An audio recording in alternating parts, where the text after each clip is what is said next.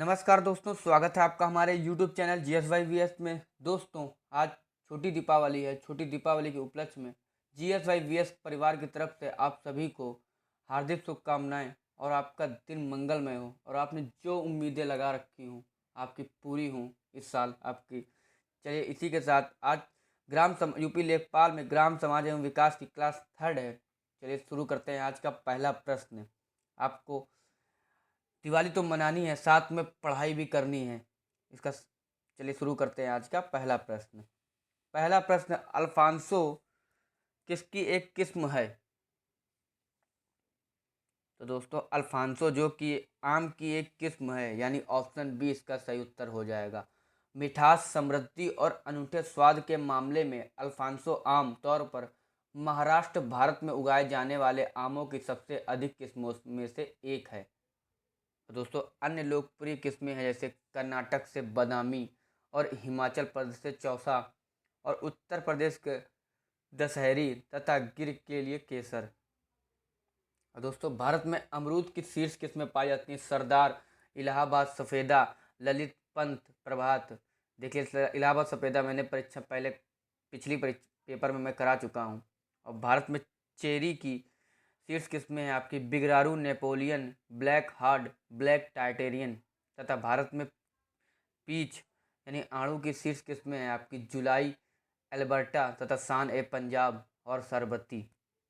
Next, दूसरा प्रश्न, जय जवान जय किसान का नारा किसने दिया? तो दोस्तों, 1965 के भारत पाक युद्ध में लाल बहादुर शास्त्री ने जय जवान जय किसान का नारा दिया था, यानी ऑप्शन डी इसका सही उत्तर हो जाएगा। नेक्स्ट, तीसरा प्रश्न, भारत में आवासीय क्षेत्रों के लिए निर्धारित दिन का सौर मानक क्या है? तो भारत में आवासीय क्षेत्रों के लिए निर्धारित दिन का सौर मानक है दोस्तों 55 dB। 55 dB है दोस्तों। केंद्रीय प्रदूषण नियंत्रण बोर्ड सीबीसीबी ने सीपीसीबी ने ध्वनि प्रदूषण विनियमन और नियंत्रण नियम 2000 के तहत ध्वनि प्रदूषण को रोकने वाले मानदंडों का उल्लंघन करने वालों के लिए 1000 रुपये और 1 लाख रुपये के बीच जुर्माना का एक नया सेट प्रस्तावित किया है। नेक्स्ट, चौथा प्रश्न, भारत में गेहूं का जीन बैंक कहाँ पर स्थित है? तो भारत में गेहूं का जीन बैंक जो कि करनाल में स्थित है, यानी ऑप्शन डी इसका सही उत्तर हो जाएगा। और चावल के बाद गेहूं भारत का दूसरा सबसे महत्वपूर्ण खाद्यान्न है, याद कर लीजिएगा, इंपॉर्टेंट प्रश्न है। भारत में गेहूं का जीन बैंक करनाल में स्थित है। इसने देश में विभिन्न कृषि जलवायु क्षेत्रों के लिए गेहूं और जौ की किस्मों और उनके उत्पादन संरक्षण प्रौद्योगिकियों में सुधार किया है। नेक्स्ट, पांचवा प्रश्न, राष्ट्रीय केसर मिशन निम्नलिखित में से किसके तहत एक उप योजना के रूप में शुरू किया गया है? दोस्तों, यही परीक्षा में ऐसे प्रश्न बनते हैं, आप सोचिए कुछ अलग से बनकर नहीं आता है। कुछ लोग भाई कहेंगे ऐसे प्रश्न ये तो समझ में ही नहीं आ रहे हैं। आपको समझना पड़ेगा क्योंकि यूपी लेखपाल में ग्राम समाज एवं विकास के ही प्रश्न आएंगे, क्योंकि आप इससे पहले ग्राम समाज के प्रश्न नहीं किए किसी परीक्षा में अधिकतर। तो दोस्तों, राष्ट्रीय केसर मिशन कृषि विकास योजना के उप योजना के रूप में शुरू किया गया है। अब केसर का कटोरा दोस्तों कश्मीर तक ही सीमित है, जल्दी भारत के उत्तर पूर्व में विस्तार हो सकता है इसका। नेक्स्ट, छठा प्रश्न, बजट में गोकुल ग्राम निम्नलिखित में से किस स्थान पर स्थापित किया गया है? तो गोकुल ग्राम जो कि वाराणसी जिले में स्थापित किया गया है। यह पशुओं की देसी नस्लों के संरक्षण और प्रजनन के लिए एक जगह होगी तथा यह राष्ट्रीय गोकुल मिशन के तहत किया जा रहा है। मिशन के तहत सरकार ने 21 गोकुल ग्राम की स्थापना के लिए धनराशि स्वीकृत की है। दोस्तों, यह एक तरह का एकीकृत मवेशी विकास केंद्र होगा। तब वाराणसी, मथुरा और शाहजहांपुर ऐसे स्थान हैं जहां गोकुल ग्राम की स्थापना की गई है। नेक्स्ट, सातवां प्रश्न, सरकार द्वारा किस उद्देश्य के लिए ई रकम नामक एक नया मंच शुरू किया गया है? दोस्तों, सरकार द्वारा ई रकम नामक एक नया मंच शुरू किया गया है कृषि उपज बेचना। ई रकम कृषि उपज बेचने के लिए शुरू किया गया है तथा यह पोर्टल सार्वजनिक क्षेत्र के नीलामीकर्ता एमएसटीसी और सीआरडब्ल्यूसी केंद्रीय भंडारण निगम की इकाई की एक संयुक्त पहल है। और ई रकम भारत सरकार द्वारा शुरू किया गया पहला उपक्रम है जिसमें स्थानीय किसानों को अंतर्राष्ट्रीय बाजार के साथ जोड़ा जाएगा तथा इस पहल के तहत पूरे देश में ई रकम विभिन्न चरणों में उपलब्ध कराया जाएगा ताकि किसान ऑनलाइन फसल बेच सकें और ऑनलाइन फसल बेचने पर ई पेमेंट के जरिए किसानों को उनके खाते में पैसा मिलेगा। यह पैसा सीधा उनके खाते में जाएगा। तो कृषि उपज बेचना इसका सही उत्तर हो जाएगा। नेक्स्ट, आठवां प्रश्न, एक अश्व शक्ति कितने वाट के बराबर होती है? तो एक अश्व शक्ति जो कि 746 वाट के बराबर होती है। और दोस्तों, शक्ति ऊर्जा के व्यय की दर को शक्ति कहा जाता है और शक्ति की एसआई इकाई वाट होती है। और अश्व शक्ति जो कि अश्व शक्ति शक्ति के मापन की इकाई है जिसका उपयोग आमतौर पर पंप या मोटर की शक्ति को मापने के लिए किया जाता है। नेक्स्ट, नवा प्रश्न, श्वेत क्रांति के जनक के रूप में किसे जाना जाता है? तो श्वेत क्रांति के रूप में वी कुरियन यानी वर्गीज कुरियन को जाना जाता है और उन्हें मिल्कमैन ऑफ इंडिया के रूप में भी जाना जाता है। ऐसा एक राष्ट्रव्यापी दूध ग्रिड बनाने के लिए किया गया था। इसके परिणाम स्वरूप भारत दूध और दुग्ध उत्पादों का सबसे बड़ा उत्पादक बन गया है। इसी कारण को वर्गीज कुरियन क्रांति भी कहा जाता था। और श्वेत क्रांति का दूसरा नाम दोस्तों याद कर लीजिएगा, ऑपरेशन फ्लड है। यार आपसे कई परीक्षा में पूछ सकता है कि श्वेत क्रांति का दूसरा नाम क्या था, तो ये दोस्तों ऑपरेशन फ्लड होगा। नेक्स्ट, 10वां प्रश्न, उत्तर प्रदेश में प्रधानमंत्री किसान ऊर्जा सुरक्षा उत्थान महाअभियान के तहत 2021-22 के दौरान कितने सोलर पंपों को खेतों में लगाने का लक्ष्य रखा गया है?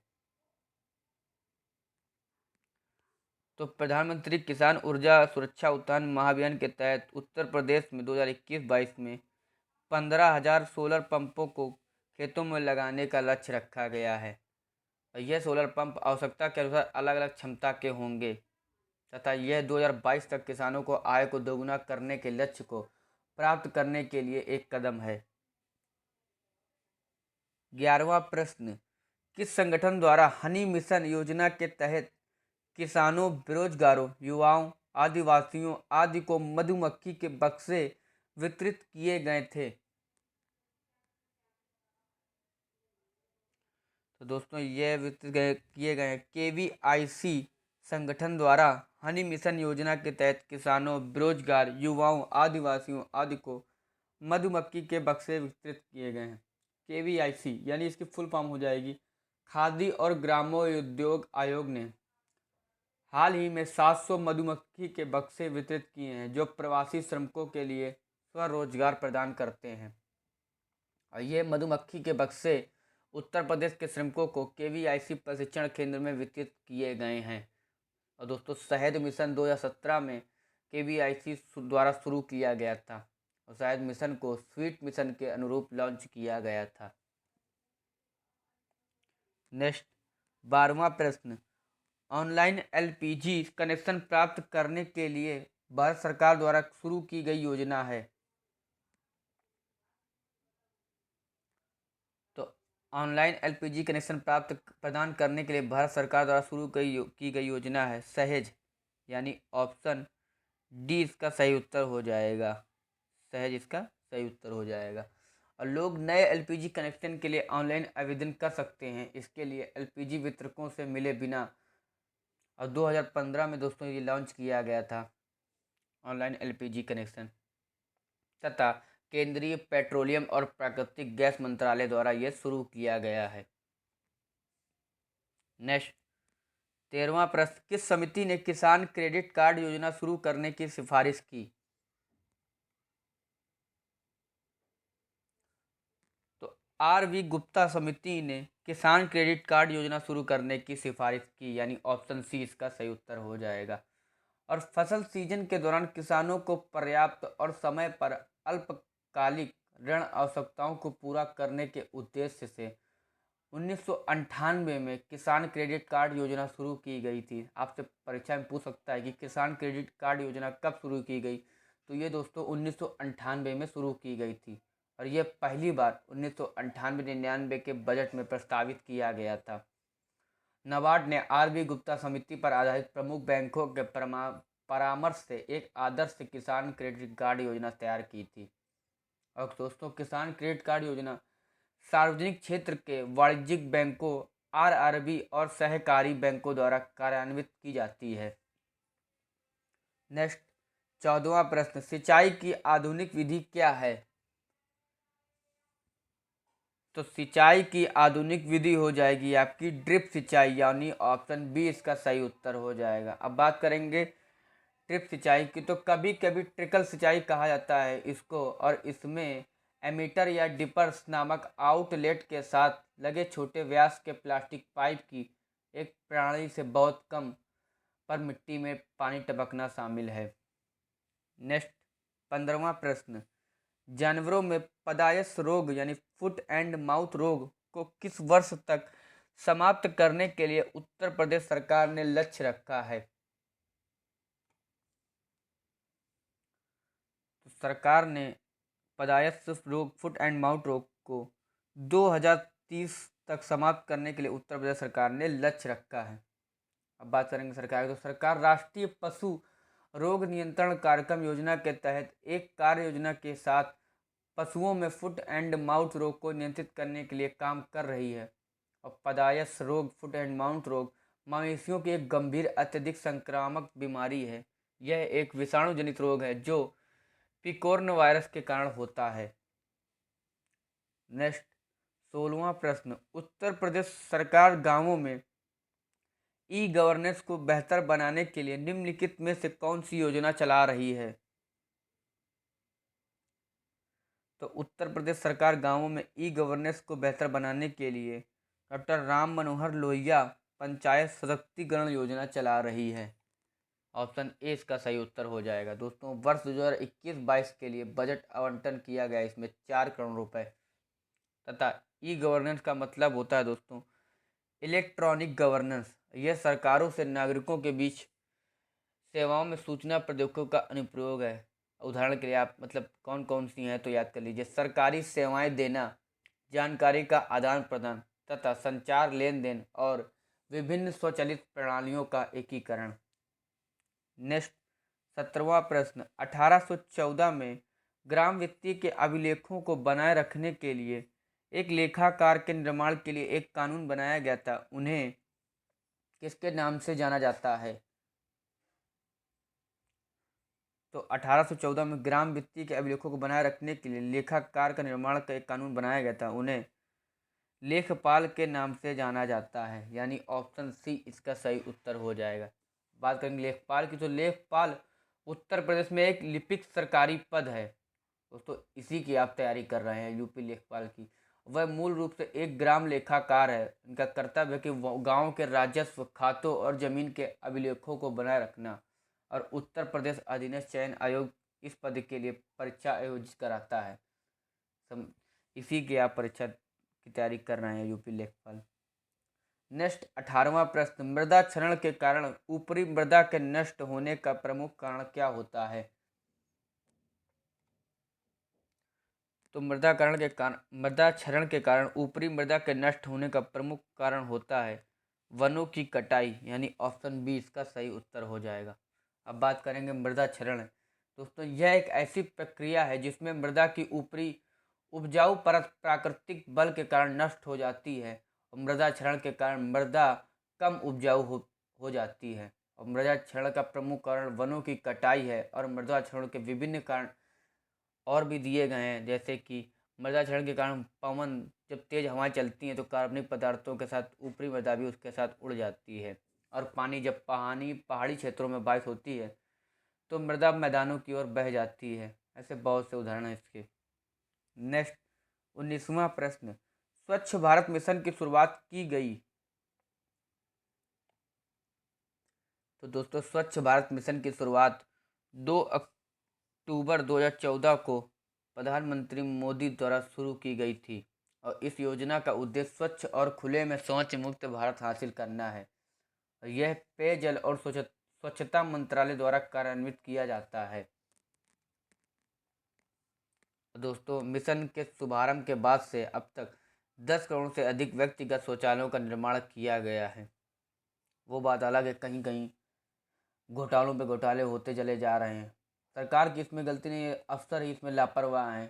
तो आधे से ज़्यादा तो ऐसे ही शौचालय खराब शराब बना के दे दिया गया। नेक्स्ट, 20वां प्रश्न, खसरा के रख रखाव के लिए निम्नलिखित में से कौन जिम्मेदार है। तो दोस्तों खसरा के रख रखाव के लिए पटवारी जिम्मेदार हैं। यानी खसरा पटवारी द्वारा बनाए गए भूमि अभिलेख का एक रजिस्टर है। इसमें उगाई गई फसलों का विवरण और गांव में पटवारी द्वारा किए गए फसल निरीक्षण शामिल हैं। दोस्तों आपका इसमें बहुत होता है, खसरा संख्या होती है, खतौनी होती है तथा पटवारी लेखपाल होता है। और पटवारी लेखपाल दोस्तों ग्राम स्तर पर सरकार का प्रतिनिधि है और 1906 तक उसे गांव द्वारा भुगतान किया जाता है, लेकिन अब वह एक वेतनभोगी सरकारी कर्मचारी बना दिए गए। नेक्स्ट, 21वां प्रश्न, India state of forest report 2019 के अनुसार किस राज्य ने देश में वन क्षेत्र में सर्वोच्च वृद्धि के लिए पहला स्थान हासिल किया। तो India state of forest report में 2019 के अनुसार कर्नाटक राज्य ने देश में वन क्षेत्र में सर्वोच्च वृद्धि के लिए पहला स्थान हासिल किया। दोस्तों कर्नाटक में वन क्षेत्र बढ़ गया है जो लगभग 1025 किलोमीटर है। नेक्स्ट, 22वां प्रश्न, बिस्वा का 1:1 बीघा है तो ये क्या होगा।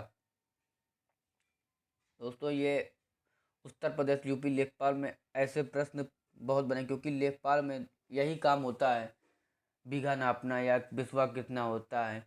तो बिस्वा का 1 बीघा का अनुपात दोस्तों होता है 1/20, यानी ऑप्शन डी इसका सही उत्तर हो जाएगा। बिस्वा का 1 बीघा का अनुपात 1/20 होता है। नेक्स्ट, 23वां प्रश्न, उत्तर प्रदेश के निम्नलिखित में से किस जिले में वनों के अंतर्गत सबसे बड़ा क्षेत्र है। तो उत्तर प्रदेश में सोनभद्र जिले में वनों के अंतर्गत सबसे बड़ा क्षेत्र है। और दोस्तों राज्य के कुल भौगोलिक क्षेत्र का लगभग 6.88% भाग वनों का है उत्तर प्रदेश में। और उत्तर प्रदेश विभिन्न वन संसाधनों से संपन्न है। नेक्स्ट, 24वां प्रश्न, अफीम का वैज्ञानिक नाम क्या है। तो दोस्तों अफीम का वैज्ञानिक नाम हो जाएगा पापावर सोमनिफरम। पापावर सोमनिफरम इसका वैज्ञानिक नाम हो जाएगा। दोस्तों अफीम एक अवसादग्रस्त दवा है। यह मध्य प्रदेश के मंदसौर, नीमच और लखनऊ जिलों में इसकी खेती की जाती है और अफीम का उपयोग मार्फिन दवाओं के निर्माण में भी किया जाता है। नेक्स्ट, 25वां प्रश्न, रबी फसलें किस माह में बोई जाती हैं। तो रबी फसलें बोई जाती हैं दोस्तों अक्टूबर नवंबर के माह में बोई जाती हैं। अक्टूबर नवंबर के दौरान सर्दियों में बोई जाती हैं और अप्रैल मई के दौरान वसंत में काटी जाती हैं। दोस्तों रबी की प्रमुख फसलें जरूर याद कर लीजिए, गेहूँ, जौ, मटर, चना, सरसों आदि। दोस्तों आई होप आपको वीडियो अच्छी लगी हो। अगर अच्छी लगे हो तो इसको लाइक करें, कमेंट करें एंड चैनल को सब्सक्राइब करें। धन्यवाद।